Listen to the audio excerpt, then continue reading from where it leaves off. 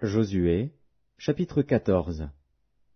Voici ce que les enfants d'Israël reçurent en héritage dans le pays de Canaan, ce que partagèrent entre eux le sacrificateur Éléazar, Josué, fils de Nun, et les chefs de famille des tribus des enfants d'Israël. Le partage eut lieu d'après le sort, comme l'Éternel l'avait ordonné par Moïse, pour les 9 tribus et pour la demi-tribu. Car Moïse avait donné un héritage aux 2 tribus et à la demi-tribu de l'autre côté du Jourdain. Mais il n'avait point donné aux Lévites d'héritage parmi eux. Les fils de Joseph formaient 2 tribus, Manassé et Éphraïm. Et l'on ne donna point de part aux Lévites dans le pays, si ce n'est des villes pour habitation, et les banlieues pour leurs troupeaux et pour leurs biens. Les enfants d'Israël se conformèrent aux ordres que l'Éternel avait donnés à Moïse, et ils partagèrent le pays.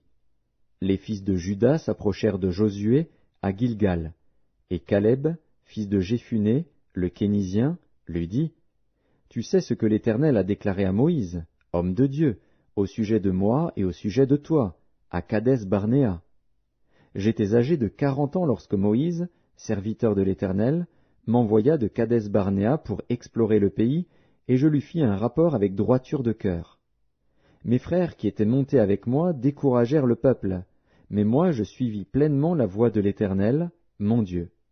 Et ce jour-là, Moïse jura, en disant, « Le pays que ton pied a foulé sera ton héritage à perpétuité, pour toi et pour tes enfants, parce que tu as pleinement suivi la voie de l'Éternel, mon Dieu. Maintenant voici, l'Éternel m'a fait vivre, comme il l'a dit. Il y a 45 ans que l'Éternel parlait ainsi à Moïse, lorsqu'Israël marchait dans le désert. Et maintenant voici, je suis âgé aujourd'hui de 85 ans.